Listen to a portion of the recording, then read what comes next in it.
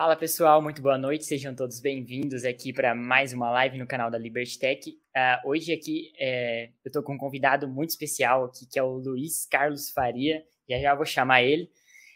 Mas antes da gente começar aqui essa live, já envia essa live para os amigos, a gente vai falar sobre observabilidade, mas enfim, cara, o Luiz é um cara que tem muita experiência na área de tecnologia, então com certeza a gente vai aprender muitas outras coisas sobre carreira, sobre aprendizado, a gente vai bater um papo aqui, depois ele vai fazer uma palestra, uma aula aí sobre observabilidade, né, na área de software. Então, deixa eu chamar aqui ele para a gente começar. Já manda aqui se você manda aqui no chat se você veio através do Liberty Tech, se você veio através do LinkedIn, por onde que você chegou aqui. Se você estiver assistindo depois também, deixa nos comentários aí, a gente quer saber. E deixa eu chamar ele aqui. Boa noite, Luiz. Boa noite. Tudo bom, pessoal? Vocês do chat? Deixa eu ver. Muito bem-vindo, Luiz, cara. Primeiro, antes de mais nada aí, eu queria saber um pouquinho sobre a sua história, né, cara? Antes da gente entrar aqui, na verdade, vamos começar com uma pergunta bem técnica aqui, né, cara? Por que Gago, cara? Qual que é a origem do apelido aí? Cara, a origem do apelido ela se dá pela similaridade com aquele personagem do Tiny Toons, o Gaguinho. Então, quando você tem ali... eu ficava muito vermelho, muito tenso em situações específicas de nervosismo. Gaguejar, não tanto, mas ficava muito tenso. E, cara, vermelho, rosa, assim, com a cara gigante. Eu tenho uma história de ser assim, um pouco sanfona, então eu engordo e emagreço. Naquela época eu estava muito gordo, como eu tô agora. Então, cara, era muito parecido com o presuntinho, com Gaguinho e presuntinho. E aí, daí surgiu o apelido. Isso foi mais ou menos em 2002, 2003. Entendi, cara. Muito bacana. E antes da gente começar, então, conta um pouquinho aí, cara. Qual que é a sua trajetória aí na área de tecnologia? Geralmente, os convidados que a gente chama aqui para a Liberty Tech são pessoas que têm bastante experiência na área, igual você, 10 anos de carreira. Enfim, para você conseguir, talvez, dar algum direcionamento para quem está começando na área. Enfim, a gente... o ser humano gosta de ouvir histórias, né? Então, pra gente se inspirar e tal. E, cara, conta um pouquinho da sua história aí, Luiz, na área de tecnologia. Tá, vamos lá.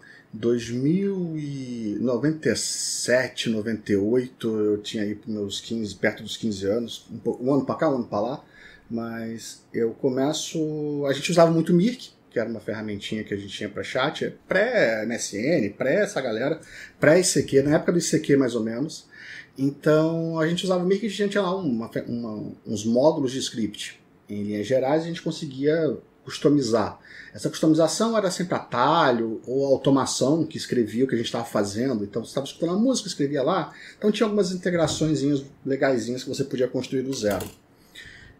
Era uma iniciativa que fazia sentido, porque eu conseguia ler aquilo ali para mim. Então eu pegava ali um script na internet, olhava, mexia e tal, e aquilo funcionava e sabia, estava começando a entender aquilo, então comecei a me sentir confortável com aquilo.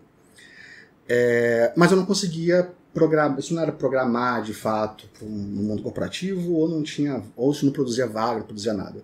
Então eu resolvi, cara, com essa cara de fedelho, eu precisava fazer curso. Então, até porque sempre teve um pensamento na cabeça que, cara, o fato de eu saber fazer um script no Mirk não me torna profissional, me torna um cara que sabe arranhar programação, tipo, consegue entender alguma coisa.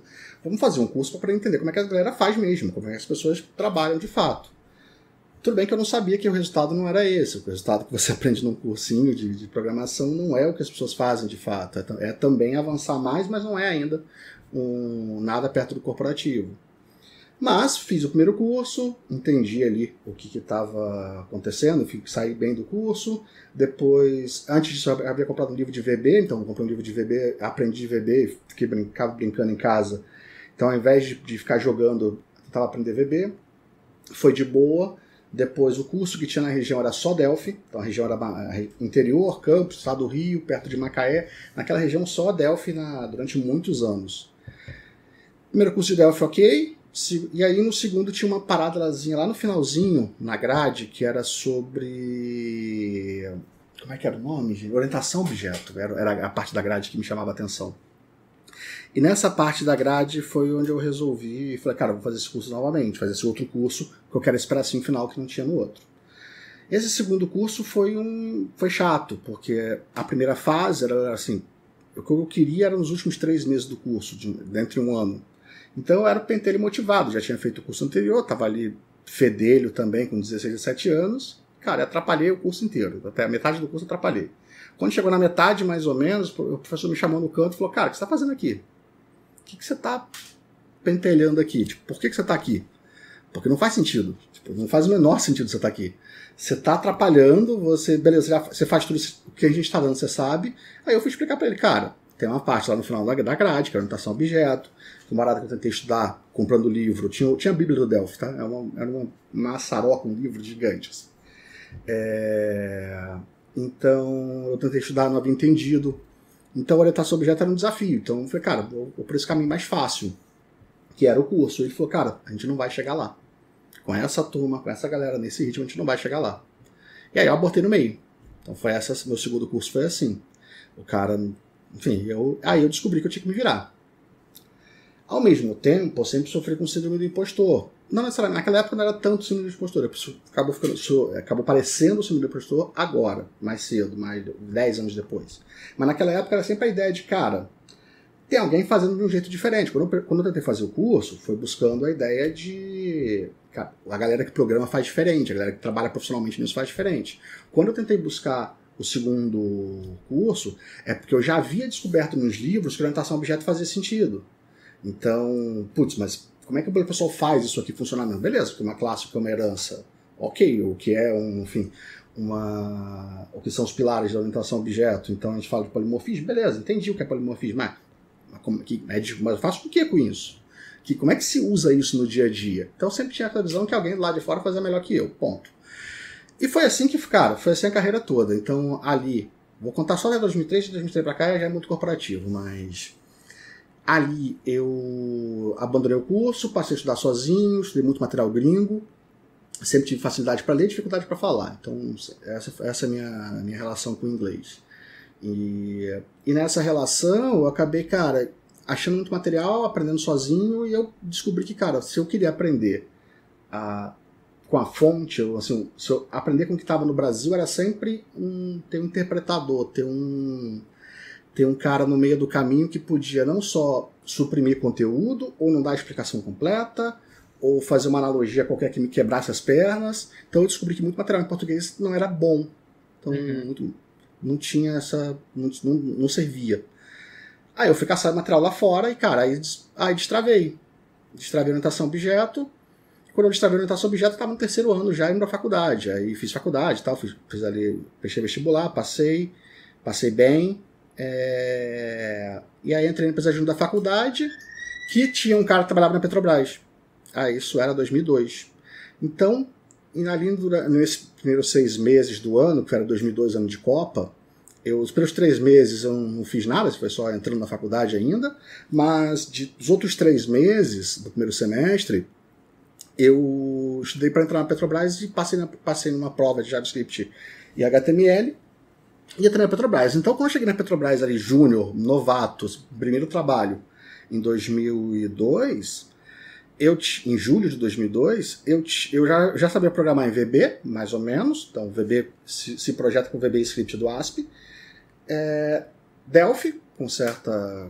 sabia bem, então já tinha lido muito livro, estudado, feito, exercitado, mas não sabia nada do mundo corporativo.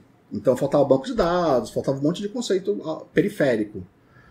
E essa foi assim que eu chego na Petrobras em 2002, e aí começa o mundo corporativo, e de lá para cá são 20 anos de carreira no mundo corporativo.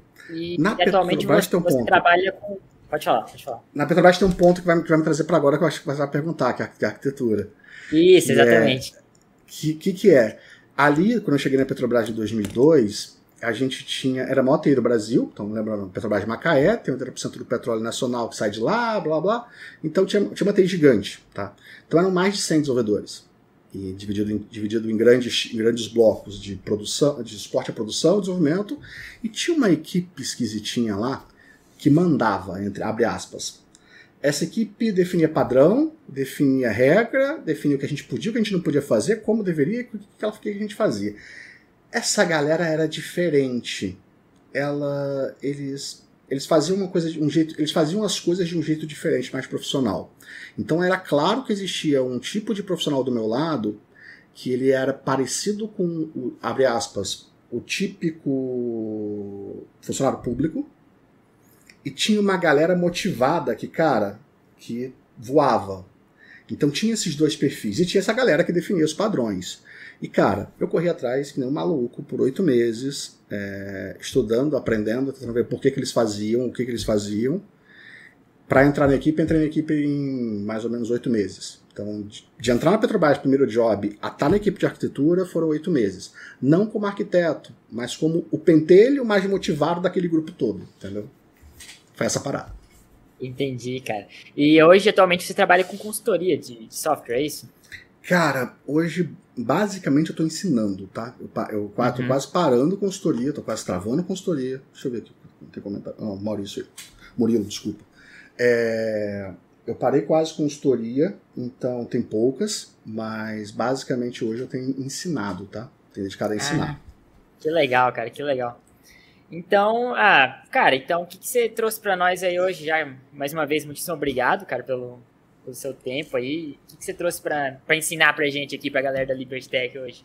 Massa. Observabilidade é o ponto que a gente vai tratar hoje.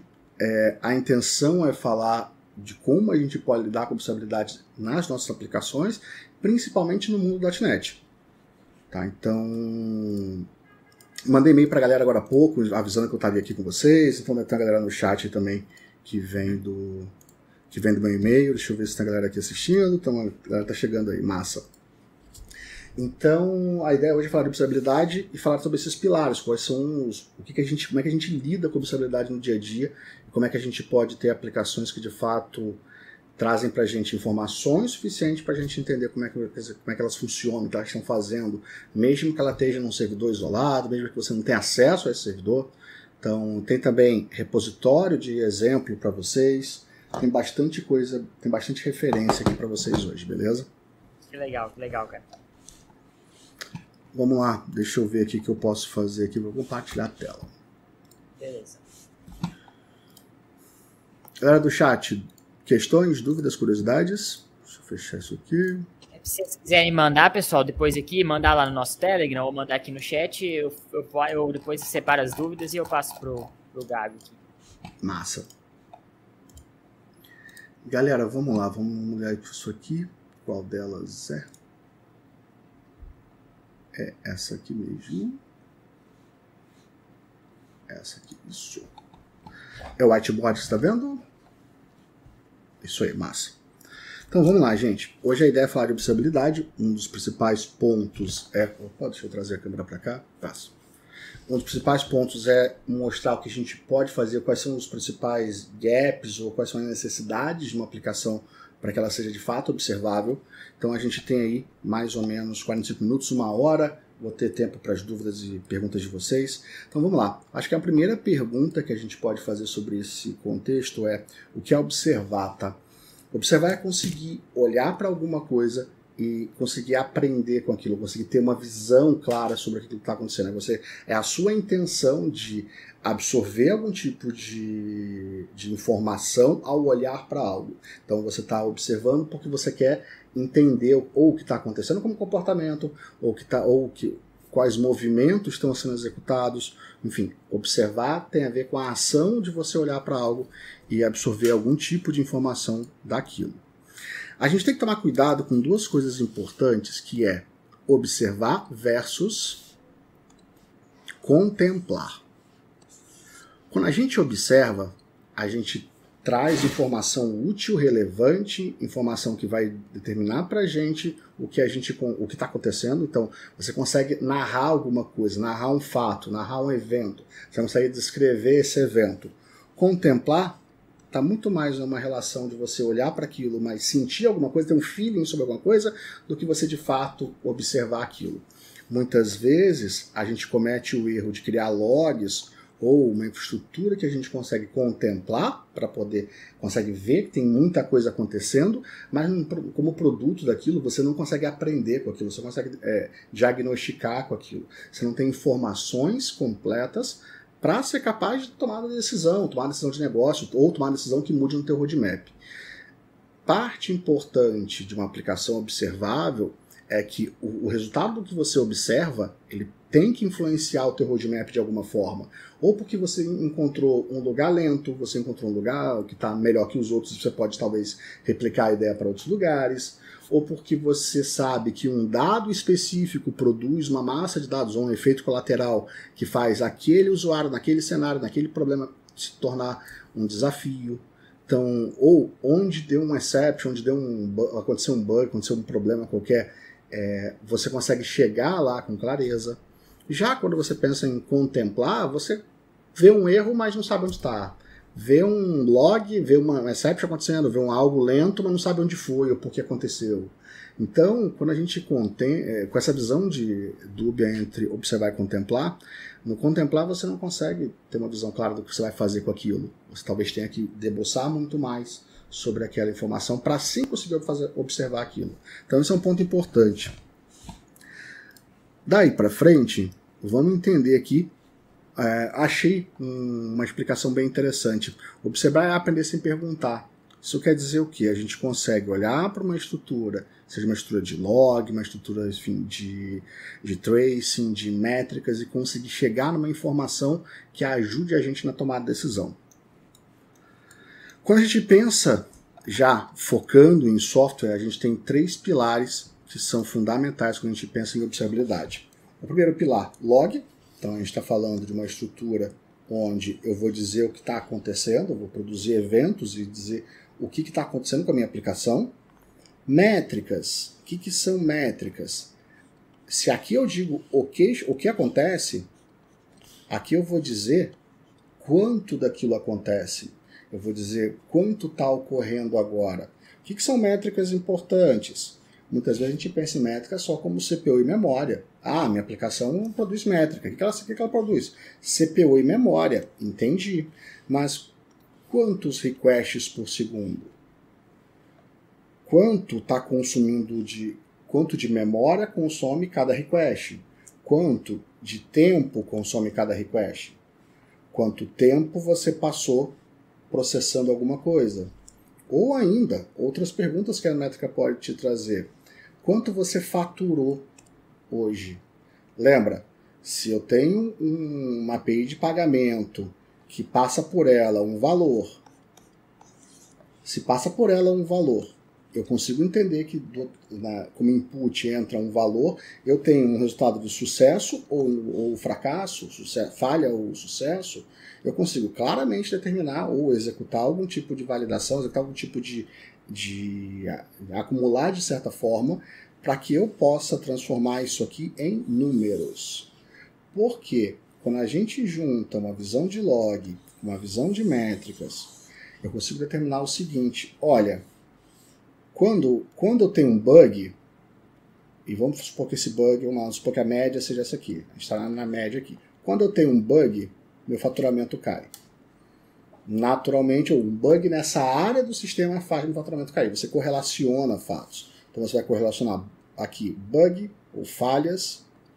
Deixa eu ver aqui, na verdade é o inverso. Falha crescendo. Vou pegar aqui um cenário para isso. A gente pode ver esse seguinte cenário aqui de exemplo. Eu tenho falha crescendo. Eu tenho faturamento caindo. E eu posso correlacionar isso aqui e falar, cara, olha o problema que a gente produziu aqui. No momento em que eu tenho isso aqui, claro, você vai chegar nos filtros que vão determinar, por exemplo, que aquilo é de uma área de pagamento, que é às vezes não é na área de pagamento. Esse é o ponto. Às vezes, isso aqui é reflexo, no caso de vocês, por exemplo, como tem loja, é no cadastro do cliente. O cadastro ou login, um login afeta pagamento. Por que afeta pagamento? O cara nem chega no fluxo. O cara nem vê o catálogo para se interessar para chegar no fluxo. Então você consegue correlacionar eventos e criar uma relação de causalidade entre eles. Esse é um ponto importante da história. Então quando você consegue trazer os dois assuntos, um log bem feito e métrica, você chega nesse tipo de abordagem. Outro ponto são os traces. O que é trace? Então, se a gente conseguir chegar num fluxo e ver como ele foi executado. Só que é um super macro da história. Então, eu estou no nível mais alto, vendo, cara, como é que aquela execução aconteceu? Como é que aquilo foi executado? Quais são as partes envolvidas naquela operação como um todo? Provavelmente, aqui produziu um monte de log, aqui produziu um monte de log, aqui produziu outro monte de log, e aqui também. Aqui, provavelmente ele produziu um log só, ou talvez nenhum. Talvez você nem esteja recebendo esses logs aqui, porque talvez eles não produzam log na forma como você quer de fato. Observabilidade é o mesmo que verificar a saúde da aplicação? Não. Observabilidade é a capacidade de você observar. A saúde da aplicação é um dos dados que você pode observar. Então, verificar a saúde da... Isso eu estou respondendo a pergunta do Glauber. Então, quando você consegue observar a aplicação, você está conseguindo olhar para ela e entender como é que ela está se comportando. Quando você está falando da saúde dela, como ela está responsiva, respondendo, se ela está pronta para executar. Isso tem a ver com o estado atual dela, como ela está agora. Quando a gente olha para métricas é um bom indicador para determinar a saúde. Então, vamos lá. Quando você pega, por exemplo, requests por segundo, respondendo a minha pergunta ainda do nosso amigo Glauter. Então, quando você pega aqui métricas, quantos requests por segundo? 2.000. Tá bom, mas eu sei que meu limite é 2.5 sei lá, por algum agrupamento qualquer. Por API, ou por servidores, por nó do cluster, por alguma métrica qualquer. Quando eu consigo determinar isso aqui, eu sei, cara, eu preciso fazer scale. Preciso fazer scale up. Então eu preciso escalar minha infraestrutura, preciso escalar esse componente para poder chegar a atender o que eu quero. Outro ponto, e aí está muito relacionado quando a gente pensa em microserviço, que é a dor de cabeça do microserviço baseado em HTTP. Então pensa que você tem 10k request aqui, 10k request por segundo. Vocês, por exemplo, fazem muita campanha de marketing. Vocês provavelmente já têm casos onde você tem aqui, vamos pegar aqui um exemplo. Você tem um caso que você tem um componente aqui, que chama outro componente aqui, por sua vez ele chama outro componente aqui, que chama esse aqui. Então aqui você tem 10k request por segundo, aqui você tem 10k, e aqui naturalmente você tem 20k. E pior, esse cara acessa um banco, esse cara também acessa o mesmo banco, aqui eu tenho 30k operações, supondo que seja só uma operação por request, tá? Supondo hipoteticamente aqui esse cenário. Se esse cara vier aqui também, você passa de 30 para 40k. Isso quer dizer o quê? Quando eu escalo aqui, eu gero uma dependência e provavelmente eu vou ter que escalar todo mundo. Então, esse, por exemplo, é uma demonstração clara de microserviço que não feito da forma correta. Escalar esse resto aqui por conta do primeiro deve ser uma decisão que você pode tomar, ou uma decisão que você escolhe tomar ou não. Se está sendo obrigatório, se é obrigatório, há uma falha grave no desenho de arquitetura aqui. Então você não pode, quando você tem esse tipo de diferença, em tese você usaria algum tipo de estrutura como mensageria, alguma coisa do gênero, e aí você escolheria se sim ou se não escalar o resto. Então, por quê? Se eu saio desse volume aqui de 10 para 50, em tese, se eu usar HTTP para tudo, comunicação HTTP para todas as operações, se eu fizer isso, eu saio daqui para 50k, aqui para... aqui para 100, aqui eu saio de quanto? Vamos tirar isso aqui, eu saio de 30 para 150.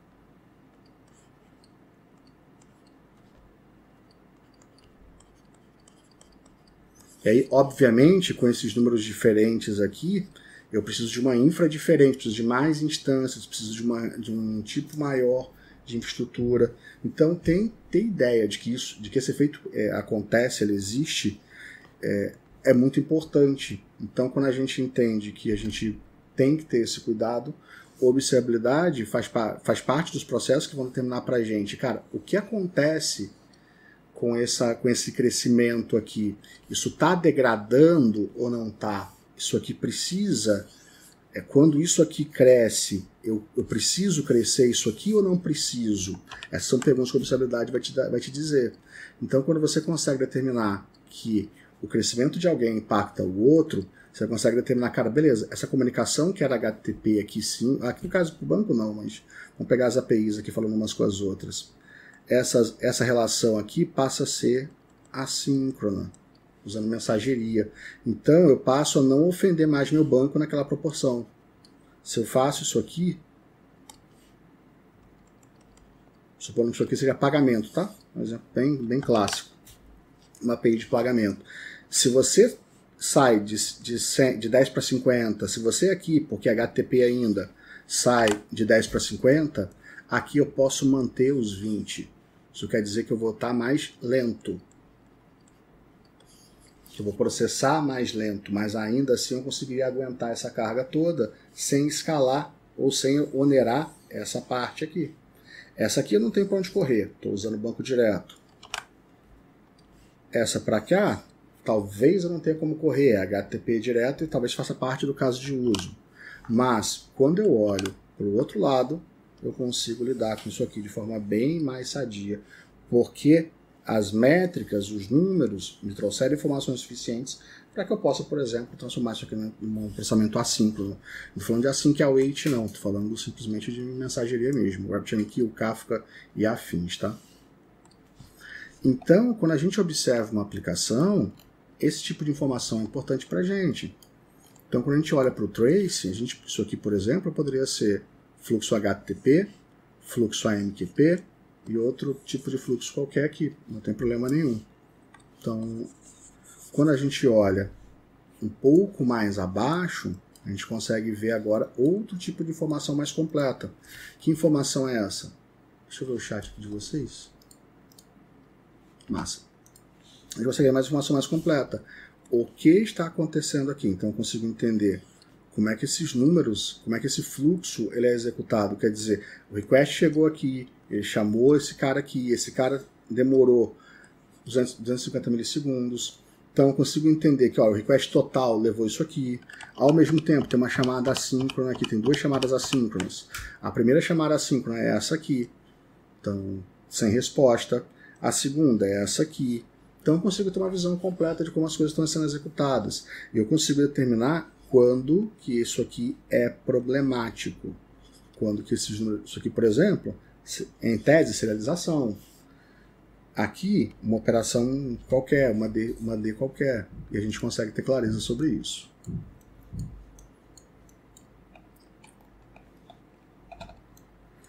Aqui, em linhas gerais, é até a mesma visão, só que agora entendendo quais são os componentes. Como é que a gente lida com os componentes que fazem uma operação inteira ser executada. Faz parte de como a gente lida com tracing. Então eu consigo determinar quanto cada operação consome dentro de um stack qualquer. E aqui, por fim, a gente tem já uma visão já realista do Jaeger no ar, que é um dos projetos onde você consegue enviar tracing para ele. E como é que você faz isso? Você usa o OpenTelemetry, que é uma infraestrutura pronta, um standard chamado OpenTelemetry.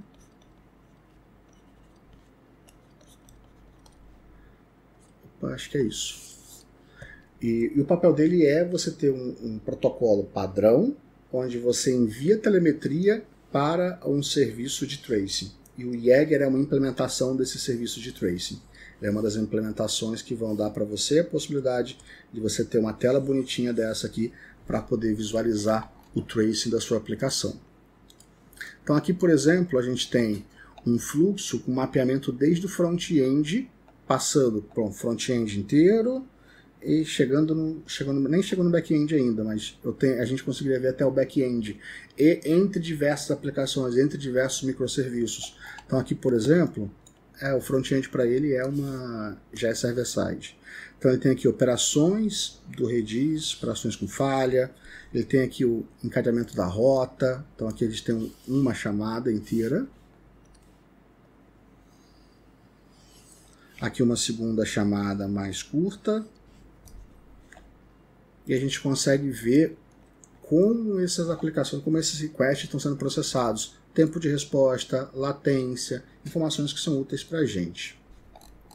Bom, é só isso? Não, tá? Então a gente detalhou ali o trace, bonitinho, mas a gente precisa agora pegar esses 3 fundamentos e começar a debruçar em cima deles para poder chegar a algumas conclusões importantes para a gente. Então vamos trabalhar em cima disso, porque eu tenho lab ainda, tem algumas coisas importantes para a gente falar sobre isso. Bom, uma vez que a gente entende que a gente tem a divisão entre log, métrica e tracing, vamos entender agora o que são logs. Os logs produzem para a gente dados de eventos que aconteceram na aplicação. Um ponto importante sobre esses dados, eu tenho aqui um exemplo para a gente, deixa eu pegar aqui onde é que está você? Aqui. Eu tenho aqui, por exemplo, uma stack da Elastic, onde eu guardo os meus logs e a gente tem uma aplicação de referência em cima dela aqui que produz esses logs para a gente. Deixa eu já aumentar a janela aqui para serve. Aumentar a janela aqui, fiz um filtro. Então isso aqui é o Elastic, por exemplo, na verdade é o OpenSearch, que é um fork do Elastic, e eu tenho aqui alguns logs relevantes para a gente. Então, deixa eu trazer aqui um assunto que é, por exemplo, esse aqui. Não basta, por exemplo, eu saber que eu chamei um método qualquer, mas eu não sei quais parâmetros são, eu não tenho essa informação. Por que isso é relevante? Porque eu começo agora a entender qual o impacto de cada operação, qual o impacto de cada parâmetro em cada operação. Então eu consigo saber, por exemplo, deixa eu pegar um cenário bem normal aqui, cenários que você tem de estados específicos, deixa eu fazer o refresh aqui só um segundo, tirar o refresh. Então você pega cenários específicos que produzem eventos em que cadê o 4? Tá aqui, Product ID. Então eu consigo correlacionar, cara, a obtenção do produto com a ID 4 faz eu ter, hipoteticamente, faz eu ter um consumo de memória muito alto, faz eu ter um tempo de resposta muito alto, faz eu ter uma lentidão absurda. E aí quando você vai debruçar no que é o produto 4, no que é esse elemento 4, é aí que você chega no que vai mudar o teu roadmap. Você chega numa consulta mal feita, você chega numa operação que chama diversas vezes o mesmo componente, ou tem processamento duplicado, ou tarefas que não deveriam ser feitas. Tem um cenário, uma massa de dados específica que faz você ter um consumo de recurso exacerbado.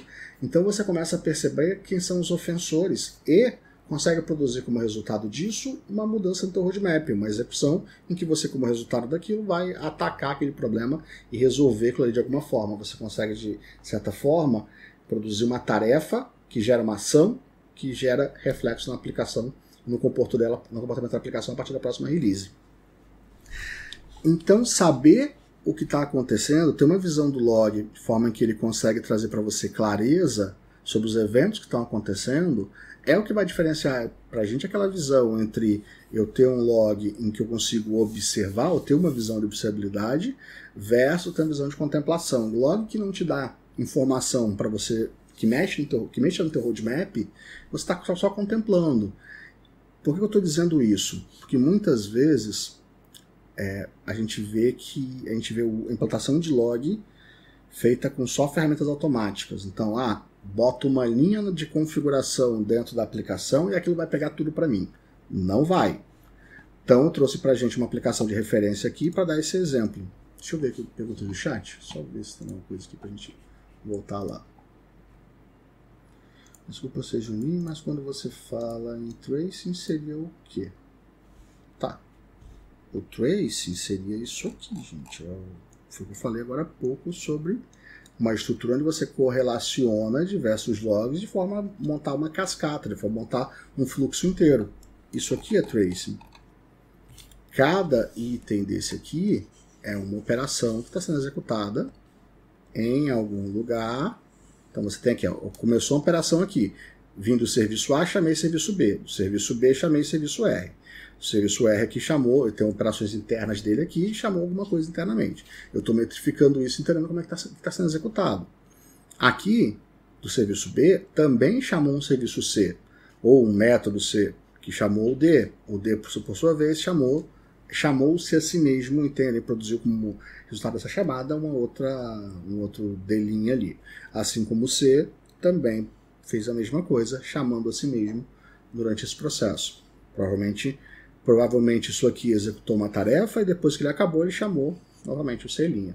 E aí, como resultado disso, você tem o fluxo inteiro de um processamento. Então, com diversas informações de log que te dão subsídio para você entender como aquilo ocorreu, como aquela operação foi executada.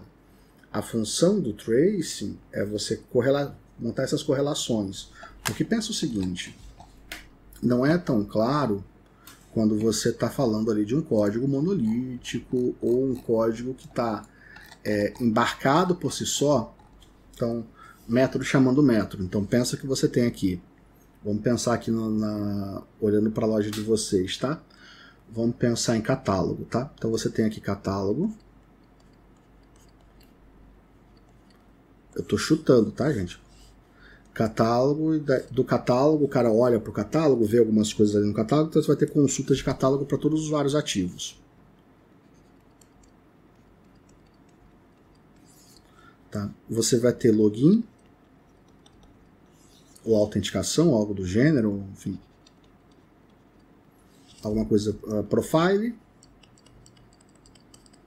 Possivelmente profile e login estão juntos, mas podem estar separados. Você ainda pode ter uma visão separada disso, é uma escolha de arquitetura. Ou você vai ter pagamento em algum canto. E pagamento vocês sofrem quando vocês fazem campanha grande. Então você vai ter payment aqui. Pagamento. Pensa no seguinte. Para você renderizar uma página qualquer inicial e tal, com catálogo e tal, você vai precisar vir na API de catálogo. Se você tiver o usuário logado, você vai vir ou no login direto ou no profile e vai trazer esse dado. Olha, para uma única página, eu estou indo numa API de catálogo, uma API de login, uma API de profile, talvez outras APIs específicas para métricas, enfim, para outras coisas. Então você começa a ter um único request do usuário, demandou isso tudo, demandou uma operação A, demandou uma operação A, uma operação se for um método de pagamento, B, C, talvez D, e por aí vai.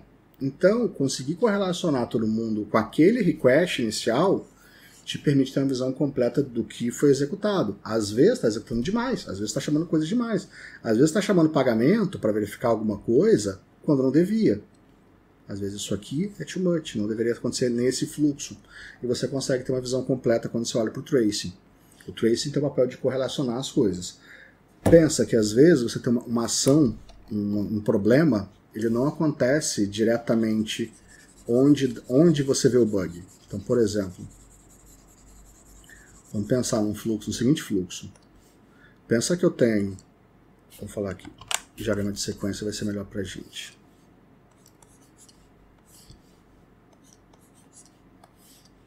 Pensa que eu tenho um serviço de pagamento, pagamento vai ser bom para falar disso. Pagamento, profile e externo. Esse externo aqui seria a parte de pagamento externo, tá? Quem de fato faz lá a transação. Então você precisa consultar alguma coisa no profile, trazer de volta, você já recebeu dados aqui no início que vão ajudar você no pagamento, e depois você vai, de fato, fazer o pagamento. Às vezes o problema está aqui, mas você só percebe quando você toma exception aqui, nessa chamada, especificamente nessa chamada. Então, quando a gente pensa no cenário de tracing, eu consigo ver com clareza que isso aqui chamou isso, que depois voltou, que depois chamou isso, essa operação aqui é descrita para a gente, E eu consigo entender toda a cadeia de execução. Entender essa cadeia é significativamente importante para a gente, para poder ter essa visão de, cara, às vezes o problema, eu tenho que atacar esse cara aqui, às vezes é o roadmap de outra equipe. Às vezes eu estou com um problema aqui, mas eu preciso entender quem são os envolvidos. Às vezes, batendo o olho num fluxo desse, você consegue determinar, por exemplo, que isso aqui teve mexida semana passada, isso aqui teve mexida ontem, pode ser isso, vamos falar com fulano, ciclano, beltrano, vamos lidar com isso de uma forma em que eu consigo achar as pessoas envolvidas. Então, quando a gente fala de tracing, é ter essa visão importante sobre, cara, quem são como é que esse processamento aconteceu, como é que ele se deu nesse fluxo. Então, a gente consegue com o tracing ter essa visão mais clara de como a aplicação está funcionando e como é que o fluxo está sendo executado. Sanado, Glauber, responde aí.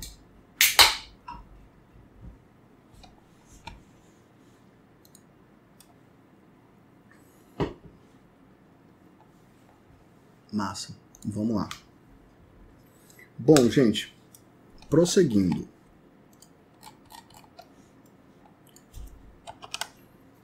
Então, a gente tem uma aplicação de referência que eu criei já há algum tempo, que é a aplicação para a gente armazenar logs, tá? E o que é armazenar logs? Armazenar logs de forma estruturada.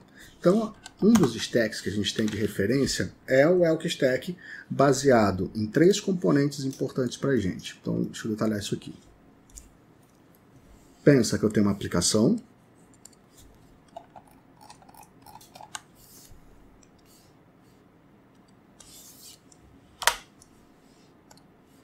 Então, eu tenho uma aplicação. Essa aplicação vai enviar log para um cara chamado RabbitMQ.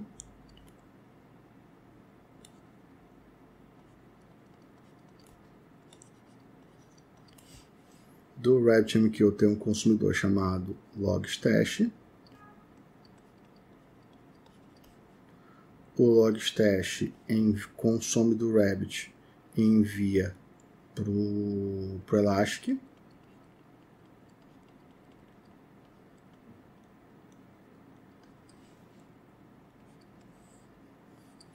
Do Elastic a gente tem um cara chamado Kibana, que a gente visualiza esses logs. Então, esse é um stack relativamente simples. E aí vem das perguntas para ele. Gago, por que quando você pensa em log, você não está gravando log em arquivo texto? Você está mandando para um lugar externo. Por que você criou essa parafernália aqui para lidar com log? Bom, quando eu olho para esse cara aqui, se eu tiver que acessar o file system dele, eu vou achar arquivos texto, e esses arquivos texto têm milhares, talvez até milhões de linhas. Não é sadio você olhar para uma aplicação e ter que olhar log em disco. Você precisa de acesso ao servidor, você precisa entrar nesse diretório, onde quer que seja, você precisa olhar um monte de arquivo texto ou um arquivo texto gigante para poder achar um problema. Não faz sentido. Então, quando você aplica esse tipo de estratégia, você passa a ver a aplicação funcionando. A gente tem uma aplicação de referência aqui, deixa eu botar ela para rodar. Onde ele está rodando? Então, essa aplicação aqui é uma aplicação de referência chamada eShop Cloud Native. Esse projeto está no GitHub. Esse é um projeto dedicado a resolver os problemas reais do que seria um e-commerce pela visão Cloud Native da coisa. Qual é a visão, tá? Qual é a relação? Quando a gente olha, por exemplo, para o eShop on Containers, feito sob a ideia da Microsoft sobre a coisa, você vai ver um monte de decisões que favorecem, por exemplo, o API Gateway da Microsoft, favorecem o Service Bus. Então você precisa de uma abstração pautada em AMQP 1.0, o que suprime, por exemplo, decisões que você poderia tomar que vão te dar flexibilidade com a AMQP 9x, não 09x. Então a intenção foi pegar todos os assuntos em que o eShop on Containers tenta ser didático, mas suprime, então a necessidade dele de suprimir um monte de assunto importante para uma decisão de arquitetura foi endereçar esse cara aqui e falar, cara, vamos falar disso de forma como seria em produção, como seria sério, trabalhando com times independentes. Por quê? Quando a gente olha, por exemplo, para o eShop on Containers, você vê, deixa eu pegar aqui o Zoom. Tô aqui ainda. Tá. Vamos pegar aqui o Zoom para poder falar sobre isso. Então você pega todo esse universo aqui e coloca num repositório só. E aí, existe muita gente que pensa, cara, isso está certo. Se a Microsoft botou no repositório só, eu também posso botar no repositório só. Só que aí você tem um problema sobre a independência. A independência dos times, a independência dos roadmaps, a independência do deployment. Você controla a versão do repositório inteiro e não serviço a serviço. Então existe uma série de limitações quando a gente pensa no eShop on Containers, mas não são limitações porque ele é mal feito, são limitações porque a intenção dele é ser didático com outro assunto, com microserviço. Então a intenção aqui é, cara, vamos olhar para isso de forma mais séria, de porquê das coisas. Então eu criei esse projeto aqui, que é o eShop Cloud Native, que dá uma visão completa sobre diversos aspectos. Então, um deles é essa de repositório, por exemplo.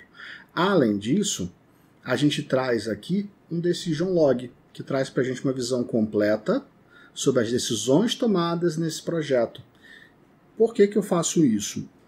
Uma das coisas mais comuns que eu vejo na comunidade ou é achar que a arquitetura é só você pegar um projeto de referência e copiar e clonar esse projeto e sair fazendo. Então, ou é só definir caixinha e sair implementando. Muitas vezes eu vejo esse reflexo. Então, poder trazer para um board onde eu claramente defino, cara, quais são as regras do meu jogo, quais são os meus contratos, e assim, são definições que não estão escritas em pedra, mas quando eu projetei pensando em todas elas, e essas são as decisões tomadas para esse projeto. Então, isso dá clareza sobre quais são as áreas que são afetadas por cada decisão, quais são as áreas que uma arquitetura toca. Então, quando a gente pensa em estratégia, a gente precisa dizer, ou precisa ter clareza sobre quais são os pontos em que vamos tocar nessa arquitetura. Então, a intenção de criar um Decision Log foi ter clareza sobre, cara, como é que eu vou lidar com cada assunto e quando que eu tomo decisão sobre cada assunto. Então, nesse caso aqui, eu tomo decisão antes de começar a primeira linha de código, é quando a gente pensa no projeto como um todo. Às vezes você não consegue ter essa visão, às vezes você não consegue ter uma visão tão completa, mas aqui a intenção foi dar clareza sobre o que é a arquitetura de fato. Parte da arquitetura vai lidar diretamente com os stacks de observabilidade, e um desses stacks é o Enterprise Application Log. Então vamos falar sobre isso.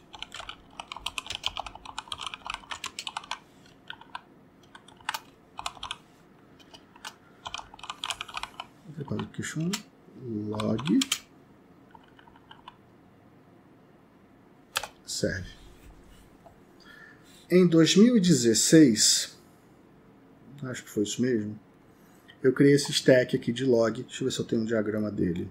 Eu não tenho diagrama aqui. Vamos desenhar esse diagrama para a gente falar sobre ele. O que é esse stack? Esse stack prevê o seguinte. Prevê que uma aplicação, seja ela qualquer... Estou no StreamYard? Estou. Uma aplicação, seja ela qualquer... Aqui eu posso ter app1...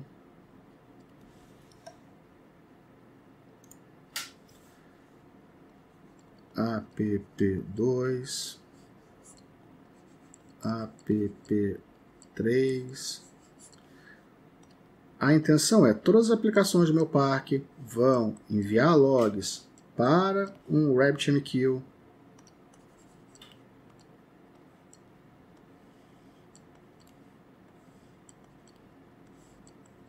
Na verdade era um pouco diferente. Eu tinha uma camada aqui na frente que é HTTP, mas já tirei. Então aqui eu tinha a camada HTTP, parecido com webhook. Então todas as minhas aplicações enviavam log pela rede para um cara HTTP, esse cara enviava para o RabbitMQ, e aqui começava o Elk Stack. Quem já ouviu falar em Elk Stack, Elk vem de Elasticsearch, Logstash e Kibana. O que é o Elk Stack? É um stack basicamente um stack do Elasticsearch, que é um índice baseado em Lucene, mas o Elk Stack como um todo é um stack de observabilidade. Parte que ele vai entregar para a gente são logs, e a gente pode explorar, a gente vai acabar chegando em APM também, mas em linhas gerais o que eu quero dele é um cara que pega as mensagens do Rabbit e armazene no Elastic. O Elastic é o meu banco de dados nesse cenário, e eu visualizo meus dados no Kibana. Bom, Gago, você está dizendo que você subiu 3 serviços, um monte de serviços só para log? Isso é relevante? Isso não é overengineering? Muita gente acha que é overengineering e está tudo bem. O importante para mim é que agora, assim, a gente já tem muitos clientes, tá? Muitos usuários desse stack, é gratuito, está público, enfim, eu não ganho nada com isso, não é monetizável, mas o fato é que com esse stack, que é o que a gente vai ver aqui,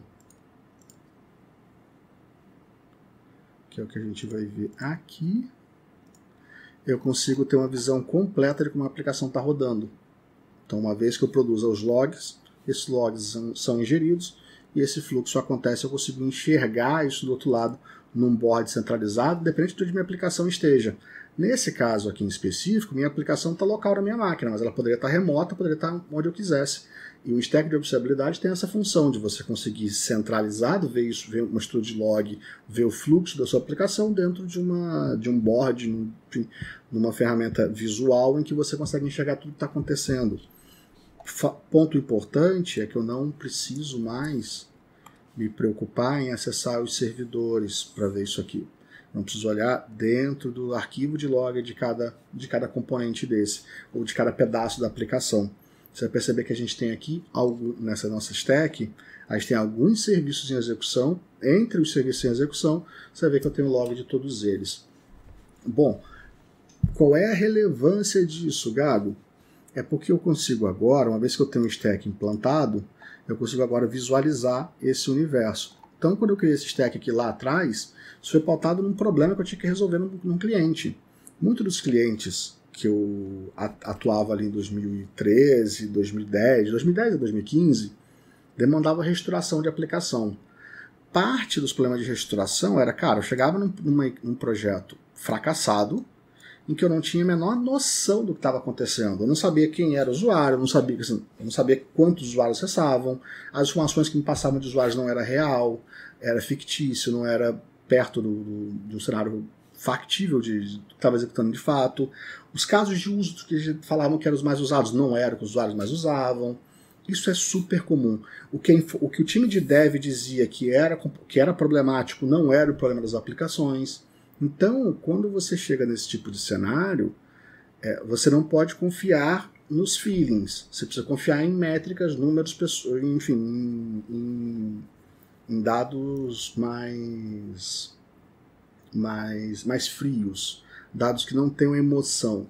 E um servidor de log me ajuda nisso. Então, nesses projetos, um dos problemas que eu tinha que resolver é, cara, beleza, como é que eu acesso o log da aplicação para saber como é que está executando? Muitas vezes eu aqui no meu cliente, então eu tinha que falar com a minha gerente, a minha gerente falava com outro gerente da empresa,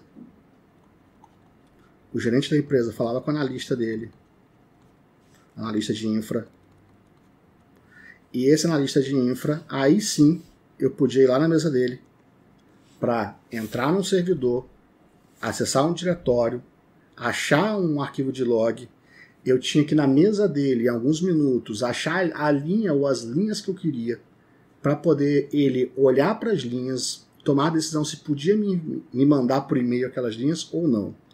Era esse o rolê que eu tinha que fazer para poder ver os logs de algumas aplicações ali. Então, quando eu comecei a trazer esse tipo de cenário aqui, esse tipo de arquitetura, eu começo a resolver esse problema. Eu não tenho mais que depender de ninguém. Minha aplicação começa a preencher logs que eu vou acessar visualmente olhando para o Kibana. Minha aplicação passa a enviar logs para cá. e eu passo a dar transparência não só para o meu time, mas para o meu gestor, para as minhas gerentes. Então, todo o fluxo começa a ser munido de informações claras sobre como as coisas estão sendo executadas. Então, quando a gente olha para esse stack, no final das contas, ele vai salvar a nossa pele, ou vai salvar a minha pele algumas vezes, porque eu vou conseguir identificar, na medida em que eu implanto isso na aplicação, eu vou conseguir identificar com clareza como a aplicação está rodando, o que está acontecendo. Então vamos rodar a aplicação aqui e começar a ver essas coisas acontecendo aqui. Então, por exemplo, tem a página inicial aqui, vamos abrir aqui algumas outras páginas, abrir um produto aqui. Então comecei a acessar um monte de recurso aqui. O Kong ainda estou com problema com ele, porque ele está sendo lento. O processo dele de configuração ainda estou otimizando para ele. Então é o meu gargalo aqui em todos os requests. Se eu tirar a configuração de cache dele, eu vou resolver boa parte dos problemas, mas ainda assim é lento. Mas eu estou trabalhando em cima disso.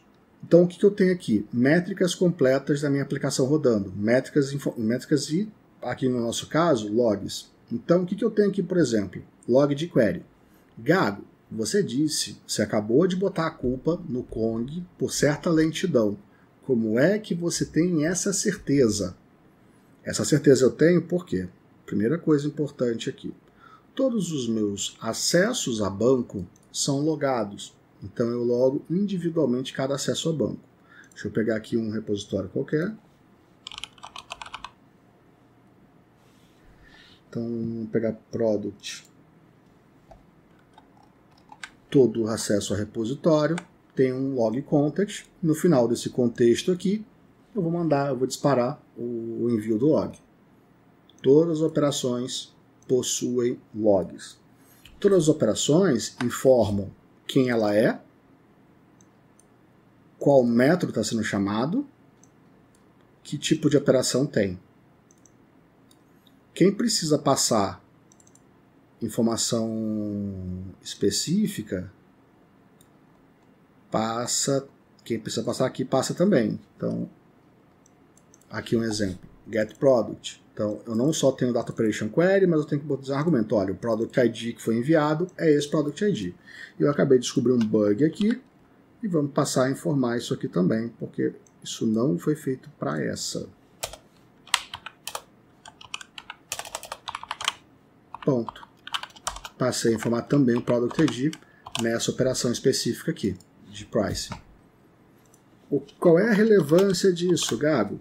É que eu começo a produzir métricas claras de tudo que está sendo executado. Então eu começo a informar para o log todo o fluxo, todo o meu fluxo aqui dentro. Então eu consigo determinar claramente, cara, quem é que está sendo executado, quando, quanto tempo, como é que levou isso, quanto tempo levou para ser executado. Isso tudo tem clareza aqui. Então eu consigo, por exemplo, terminar com clareza o seguinte. Vamos pegar, por exemplo, obtenção do... Está em execução aqui. Obtenção do nosso produto categoria 11.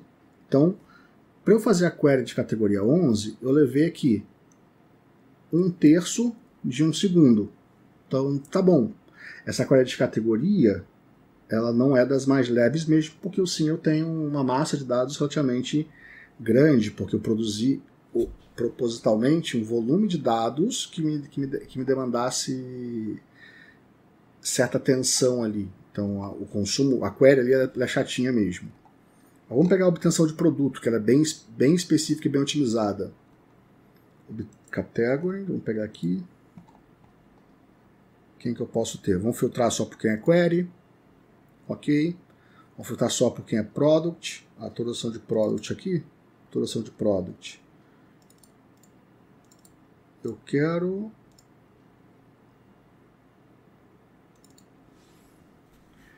Cadê a categoria? Ah, tá. Não tem navegação em produto. Falta navegação em produto. Pronto. Temos navegação em produto agora. Então, naveguei em produto, tem produto aqui. E olha o tempo dela. Menos, sim, 0,4% de minuto, de um segundo. Então, essa é a relação. Eu consigo ver com clareza como está sendo executado cada operação. E eu consigo atribuir, por exemplo, ver aqui, quem não é query. Quem não é query, eu vou conseguir achar outras métricas que vão me dizer que na busca do produto 24, vamos pegar alguém que fique lento, deixa eu pegar aqui alguém após um tempo fique lento. Tá no cache já. Eu consigo determinar aqui, deixa eu pegar a tela pra gente. Eu consigo ver um tempo de request aqui com 95 milissegundos. Vamos pegar aqui alguém com um tempo maior. Aqui eu estou vendo o quest, vendo detalhes de tempo. Então eu consigo pegar aqui todo mundo que tem algum tempo de processamento aqui. Olha, nesse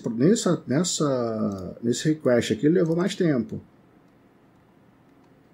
Aqui levou muito tempo quando ele pegou o localhost aqui. Então eu consigo ter clareza sobre como a minha aplicação está executando, o que está acontecendo, quais são os impactos. Eu posso olhar também para o meu Kong. Então como é que eu olho para o Kong? Está aqui os requests que vão para a API. Então todo mundo que vai para a API 8000 é um request para o Kong. Posso filtrar ele aqui. Opa! Como é que eu vou chegar naquele filtro? Aqui. Eu vou filtrar por quem? Web UI, Get Price, Request Path. Tá. Então tá bom, obtenção do preço. E aqui eu posso editar isso aqui e brincar com ele. Toda obtenção de preço. Então eu consigo ver aqui não só a obtenção do preço do 22, a obtenção do preço, vou navegar em outro aqui.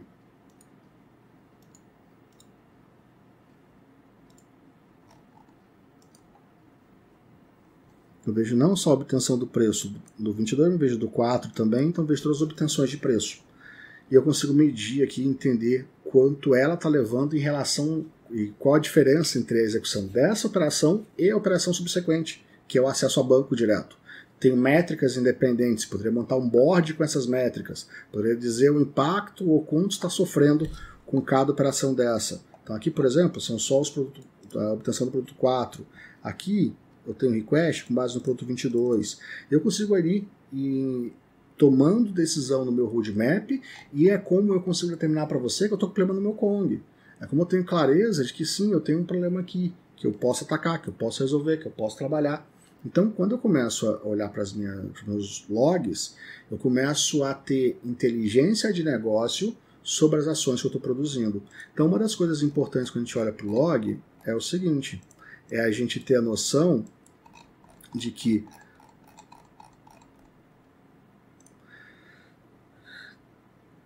Cadê? Aqui é a parte da inteligência de negócio. Então, vamos lá. Os dados de eventos são usados exclusivamente para casos de uso de desempenho, aplicativos e depuração. E também formam a fonte de dados para analíticos. Esses dados geralmente são de grande utilidade do ponto de vista de inteligência de negócio. Geralmente as empresas estão dispostas a pagar pela tecnologia e pelo pessoal necessário para entender esses dados a fim de tomar melhores decisões sobre o produto. O que eu quero dizer com isso? Quando a gente olha para esses dados, eu começo a ganhar tempo. Por quê? Eu não preciso agora fazer um monte de troubleshoot na aplicação para descobrir quem é o gargalo. Eu consigo olhar para eles e eles me dizem, cara, trabalha nisso, trabalha naquilo. Outra coisa, se eu consigo metrificar quem são os produtos adjacentes, ou consigo produzir efeitos de assistir alguma coisa e correlacionar com outra métrica, e isso se mantém consistente ao longo do tempo, eu consigo claramente usar o meu histórico de dados para tomar inteligência, para criar inteligência sobre o que vai mais lá na frente, mexer na interface gráfica, para o que vai mais lá na frente, mexer nas atividades que eu vou trabalhar no meu roadmap, para o que vai me ajudar a tomar decisões de negócio no meu projeto. Então, quando a gente olha e pensa em inteligência de negócios, o que a gente está falando claramente é, cara, como é que eu consigo evoluir a minha aplicação com base no que eu aprendi dos dados que ela produz, com base no que eu aprendi no comportamento do usuário. Ora, eu quero saber o que o usuário fez, você consegue. Ora, eu quero saber como a aplicação se comportou, é observabilidade, é a capacidade de você conseguir observá-la e gerar alguma coisa importante a partir daí, geralmente números, geralmente algum tipo de roadmap, algum tipo de informação que vai mudar a dinâmica seu roadmap, enfim, da implantação do seu projeto, no código, alguma coisa que influencia no dia a dia. Bom, gente, esses são os pilares que a gente tem de observabilidade. Aqui foi um exemplo que a gente tem com o código-fonte no GitHub. Então, o eShop Cloud Native está no GitHub disponível para vocês. Não tem... Enfim, está disponível para vocês bonitinho. A gente tem também o stack de observabilidade, stack que a gente usa aqui, que é o Enterprise Application Log.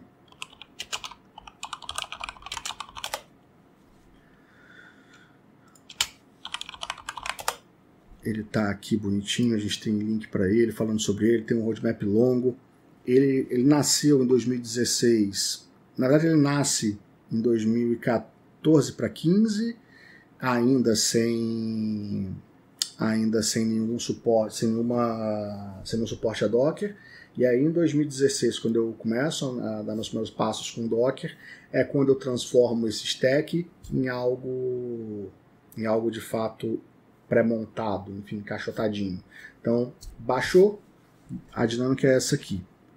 Git clone, cd, docker compose up, você tem um stack completo no ar, com Elastic, com Rabbit, com tudo. Quero ver a aplicação, Gado? Tá aqui, a gente tem a aplicação completa aqui no GitHub. Você vai fazer um git clone. Atenção para o recursivo, tá? Mas você vai fazer um git clone, acabou, você vai poder usar essa aplicação aqui.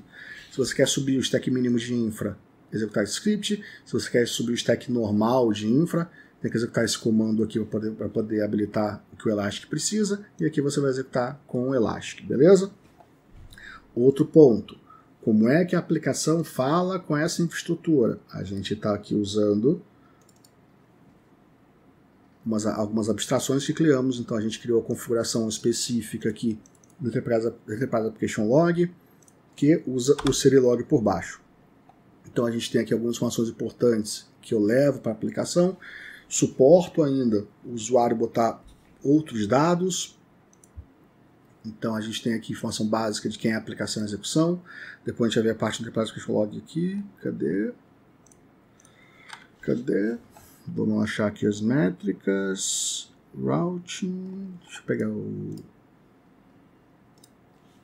Ah, tá aqui. Então a gente tem inclusive aqui os nossos serviços que vão falar que a configuração do Serilog, que pode ser integrado ao standalone. Se eu definir que está integrado, eu levo métricas do ASP.NET, dados do ASP.NET que batem como request, eu vou enviar para lá. Se eu definir que eu quero standalone, eu não envio dados do ASP.NET, só envio os dados que eu quero declaradamente enviar. A gente consegue determinar essas duas coisas. Tem momentos em que eu não quero dados do ASP.NET, tem momentos que eu não quero dados que geram lixo para mim no log. Tem muitas vezes o que eu quero é claramente, cara, só os logs que estão com as tags bonitinhas. Então, por exemplo, quando eu olho para esse cara de produto aqui, para esse cara de obtenção do preço do produto, toda essa infraestrutura aqui não leva, por exemplo, eu acho que ela não leva, deixa eu só confirmar aqui que é o service host dela, que eu acho que está standalone. Standalone, isso mesmo. Então esse cara, por exemplo, não leva nada da ASP.NET aqui, embora seja uma PHTP. Então, quando eu olho para o front-end, sim, eu estou levando. São decisões que você pode ter aqui, você vai ver que uns estão mais enxutos, outros estão mais gordinhos, tá? Logs mais gordinhos. Com essas configurações aqui, eu preciso apenas lidar com uma configuração app settings, que aponta para o meu RabbitMQ, que é essa configuração aqui, dizendo onde esse log será enviado, para onde esse log será enviado. O Serilog faz tudo isso para a gente, tá? Então não tem código nosso aqui para fazer isso, é o Serilog que faz isso para a gente. Nosso Serilog está só pré-configurado, a gente só configura o Serilog para que ele faça isso para a gente. Então, essa configuração você encontra aqui. Como é que é a configuração do Rabbit, o modo integrado e o modo standalone, ambos, você vê a configuração aqui bonitinha. Uma vez configurado, ele vai passar a enviar para o Rabbit e aí o fluxo acontece. Você vai enxergar o seu log dentro do seu Kibana, beleza? Bom, Gago, por que eu estou vendo aqui OpenSearch versus e não o Kibana que eu estou vendo aqui?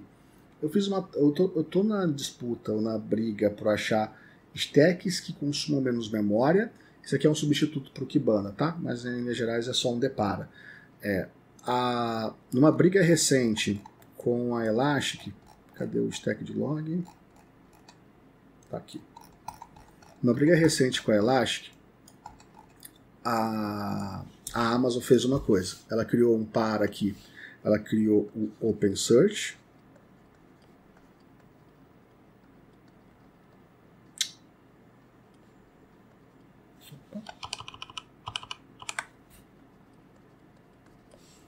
E criou aqui o OpenSearch Dashboard. Tá? Basicamente é fork dos dois, tá? Mesma coisa. Integração é a mesma. Outro ponto importante, essa arquitetura permite o seguinte: não importa para a gente quem esteja executando esse papel aqui, importa que tenha alguém executando esse papel. Então não faz diferença para a gente se esse cara aqui é o próprio Elastic, é um primo do Elastic ou é uma outra coisa qualquer. O que importa para a gente é que todos os dados passam por aqui, eu faço um mega offload aqui com relação a reduzir a carga de trabalho mesmo, simplificar o processo de gravação, tirar o peso da aplicação. Tudo isso é simplificado quando eu tomo essa decisão aqui de trazer o Rabbit para cá. Bom, e a escolha do stack passa a ser uma escolha de baixa relevância ou de média relevância. É muito mais qual stack de log vai te ser útil. E agora o que você tem que fazer é achar alguém que tire do Rabbit e grave onde quer que você queira. E você pode usar diversas ferramentas, o Logstash é uma delas, você tem diversas outras no mercado para isso.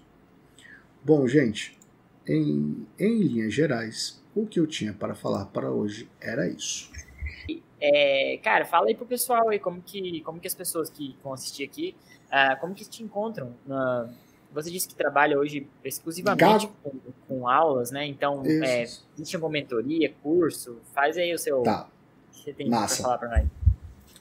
Bom, quem quiser saber mais sobre qualquer assunto que você está vendo aqui, ou qualquer assunto que eu fale, que você já me viu falando em algum lugar, vai no gago.io, gago.io.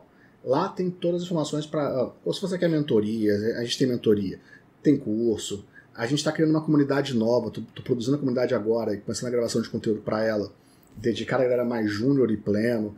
Tem conteúdo, já o CloudNative.net já é conteúdo para sênior, arquitetos e líderes técnicos, beleza? Então tem conteúdo para todo mundo e a gente se vê na próxima. Gente, obrigado novamente pela participação, obrigado Pedro por ter me chamado aqui para falar para vocês. Eu estou muito feliz de poder ter participado aqui desse papo de hoje, beleza? Valeu, Gago, cara. Muito boa noite aí. Até mais, cara. Até mais, valeu.